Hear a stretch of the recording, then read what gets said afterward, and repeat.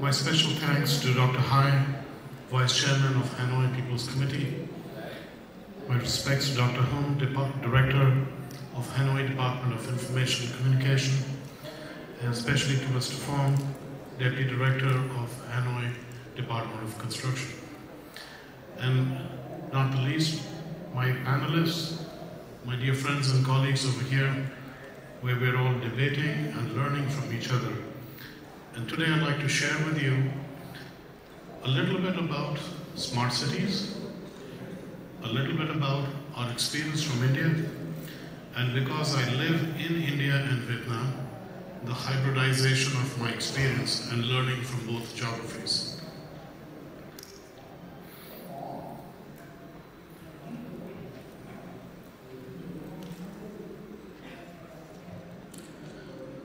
I'd like to start with giving you a little context of where I come from and with my team. Spatial Decisions is a small company which came out of an education program out of University of Pennsylvania in Philadelphia. I come from an architecture, landscape, urban planning, regional planning, and GIS background. My life was very much centered around designing buildings, planning cities. 30 years ago, we did not know anything about smart cities. We thought we were smart, and everything else we did would automatically be smart. Well, we learned a little bit, and we set up a company in India, and then from India we expanded with great pleasure to Vietnam in 2008. For the last 20 plus years, we have been learning from our mistakes, from the lessons from other people, and learning how a city can become a better, livable, more sustainable place to live. So in that context, my team and I have been working with urban planning, climate resilience, and how we can use common sense technologies like GIS to make our working and our cities smart. I'd like to start with giving you an overview of the program from India. It's a large country, 1.4 billion people, currently 500 plus million in urban settings, and countless number of cities and urban areas, and we make mistakes. And what we want to learn from those mistakes and share with you is how a smart city program was developed and has evolved and continues to move forward. So India, a couple of years ago, pre-COVID time, we set up an ambitious program for 100 smart cities. It was a very democratic process of selecting cities from every one of our states. We have cities which are large, cities which are small, cities with efficient governments, cities with not so efficient governments. But the challenge of 100 cities was shared at that time with a target of getting this 377 million people access to smarter systems and technologies with the hope or the expectation that our economic growth would accelerate, our quality of life would improve, our health systems would sustain us much better. It was quite a lesson to learn with COVID that the ideas of smart systems and smart technologies and smart cities did not prepare us to be smart when it came to understanding healthcare. We were not smart enough to map the locations of oxygen centers, vaccination centers, and hospitals. We were not smart to manage to bring the data in the hands of people, and we made a lot of mistakes. And one of the big lessons out of this we learned was data is king. We need data, we need to organize data, but we don't need to go crazy about data. Mr. Nam made a very good point, useful data. And in working in India and Vietnam, the one thing I have learned is how to make good decisions with bad data or incomplete data. And I think we have to understand that if we are going to do smart cities, it's about us being smart, not just worrying about trying to develop data sets and databases and systems. So with that background, what I share with you is that the cities which came into the Smart City program through a competitive framework, through a selection process, were given a common template or a common terms of reference or a common program. Now you can understand institutionally to manage 100 cities, you need a common frame of reference. So we created a very simple frame of reference for cities. You have to retrofit part of your city, fix up what you have. You have to create new things, you create new areas. You have to look at building IT capacity in the city. But most of all, you have the opportunity to look at greenfield development, absolute new development, bringing in new ideas and new concepts. This greenfield development today is more pertinent to us than it was 10 years ago, 5 years ago, because today the discussion has shifted from smart cities to climate resilient smart cities. And in this context, I think we need to take on this newer challenge of how we would plan, design, develop smart cities which are climate responsive. What did we do with the large funding we allocated? A huge amount of money was allocated, billions of dollars worth of money allocated, but what did we spend it on? We spent most of it on transport, inefficient transport. We built more roads, we encouraged more private transport, we didn't build public transport. We wanted to build public transport, but it takes longer effort and more time. And I think that's where one of the learning was switching people from cars to public vehicles is quite a challenge. And again, as was shared with you, getting people off a car and giving them a smart bike doesn't really work in 45-degree weather. So I'm fascinated to see smart bike systems in different parts of Delhi, which are absolutely defunct and useless because nobody will get on them. But that's what we learned. This is the spread of how we spend our money. And I think what was important for us was to start optimizing the large ticket items, the big money we were spending. So we started putting our focus on the top 4 or 5 things. And today, one of the largest focus in our smart city approach is looking at energy because it aligns with the business of reducing greenhouse gas emissions and aligns with the climate change agenda, which must align with the smart city agenda. At a very simplistic level, we went through a number of indicators. We went through long lists, short lists, prioritized indicators, and we really came up with these 4 basic indicators of a city. If you were able to provide water to your citizens, good quality water on time, 24/7 clean water, you were doing good. That's a simple indicator to measure. If you could get public transport increased and get ridership increased and car sales down, yes, the car lobby will kill you, but you would have done a good job. If you would have simply made your streets cleaner, and this is the point I want to bring across, is like we have urban planning and city governance, we have many departments and agencies, but what I learned in Philadelphia was there was a streets department. If we can get our streets managed, our streets clean, and our streets which carry all our vehicles and infrastructure, if we could focus on them, we would be doing a very smart job. But essentially in every city, our cities were choked with bad solid waste management. As you shared, my earlier colleagues have shared, waterways are blocked, roads are filthy, the living conditions are not very encouraging. What did we do from this? There are a bunch of lessons we learned. And the real lessons we learned was there is an institutional aspect we needed to grow and fix. We do need to work with city governments. City governments need to work with different departments and agencies. But really in the decision process, yes, it was a good thing to have a uniform process so we could handle 100 cities. There's a management aspect. We needed to bring in more management, more expertise to manage the projects. Specifically, we needed to then move into looking at the monetized aspect, the economic aspect. You're going to spend money on the city, you're expecting it to generate money also.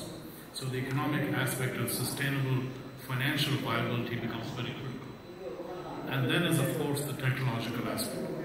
It's this technological aspect of needing simple, common sense technologies which comes into the next part of what I want to share with you. It's GIS. I'm not saying this is the only technology, there is lots out there. There are experts and gurus and masters over here, but I come from a planning background and I just want to share this one basic experience. A very basic rudimentary thing of a geographic information system which documents, maps your city and keeps updating and mapping your city is the very backbone of urban planning and spatial planning. Urban planning is not about writing a report, it's about having a drawing, a map, and knowing where you are putting parts of your city. I'll share with you this one example, Donha City, Panchi province.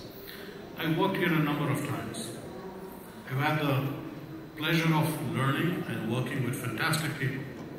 But as a planner, the graphic on the left, it shows you a river, it shows you a dark green area, the dark green area gets flooded. On the right, it shows you another map, the master plan. Well, we plan to build in the flooded area. Now that's common sense, or is that opposite of common sense? But because we don't use GIS technology, we make mistakes in planning. And that's my little humble input to the smart city process. Map your city, document your city, and then expand your city. So we make these master plans and we make these land use documents. But then cities change, land use changes, and we monetize money from land use change. And there is this tremendous opportunity of property tax mapping that I learned from India.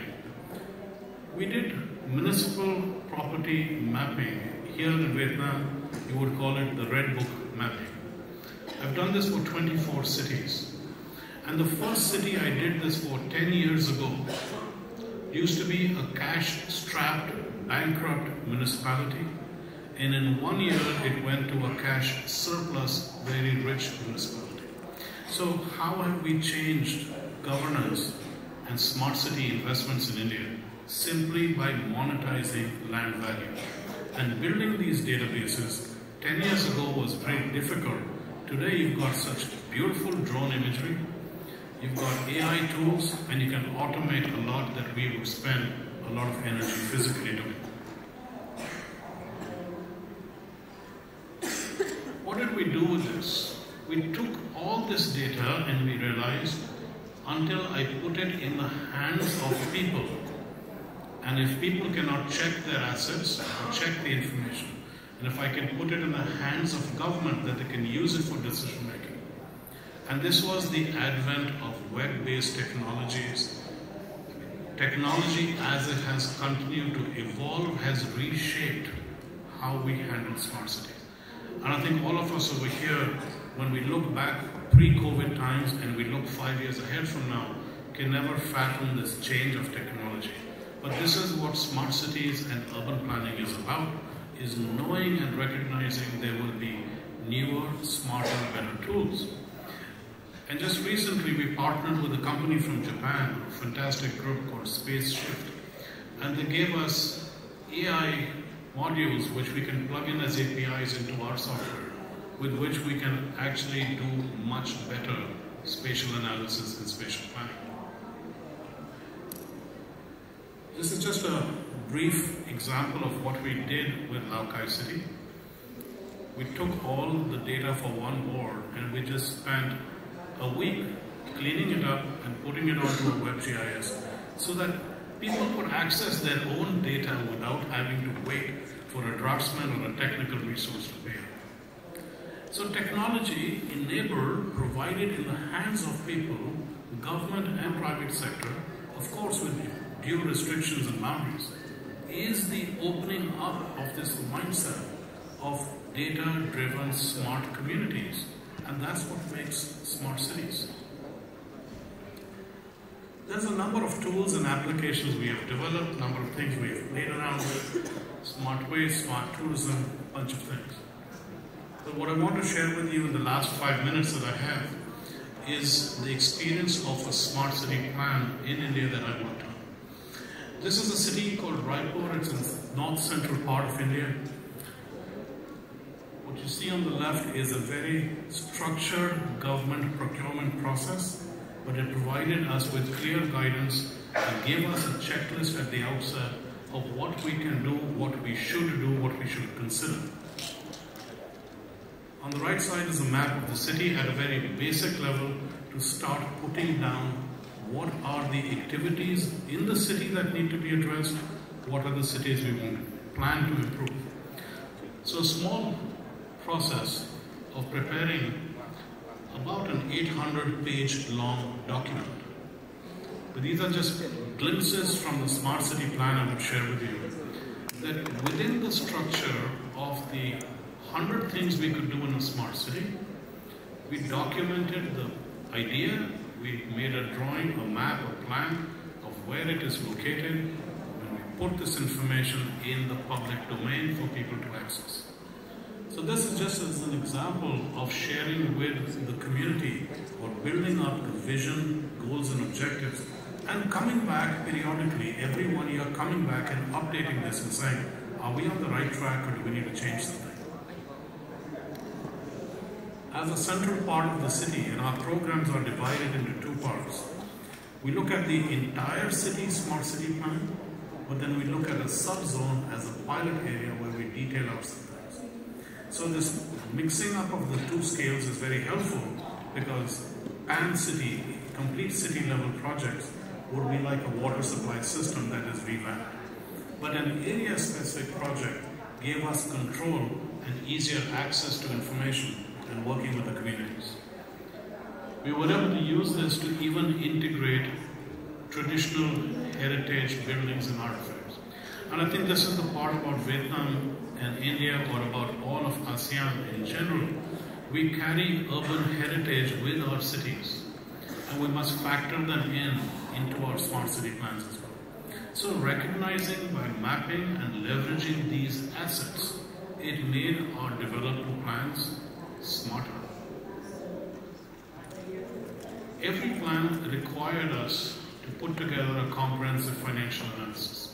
So these drawings and plans are not devoid of having fiscal control. And the part why I bring this up is we needed to find money, and our first 100 million was coming from the government. But beyond that, I mean, you understand that cities don't survive on 100 million in 5 years. They need more money after that. So this 100 million seed money for every city was supposed to accelerate other financial mechanisms. And this is how we planned out, and we factored in private sector participation. What I would like to summarize and conclude with, planning a large program, whether it's India or Vietnam or anywhere in ASEAN, it requires a different scale of thought process. But I would humbly share that if we set indicators, goals and directions, we must have the smartness to realign them as times change. And in India, we finished the first phase of the 5-year program of the 100 smart cities. Essentially, what the scorecard says, they didn't do too well. We are learning from those lessons and we are moving to the next stage.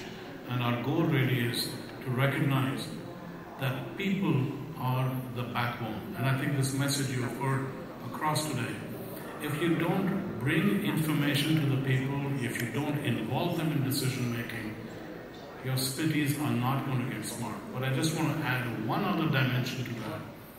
I want people and nature to be the two criteria we think about in our smart city programs.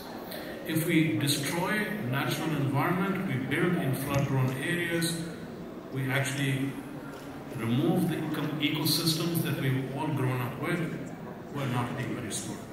So, composite balance for smart cities, plan ahead, use technologies, respect nature. That's all I can say. Thank you all for your time.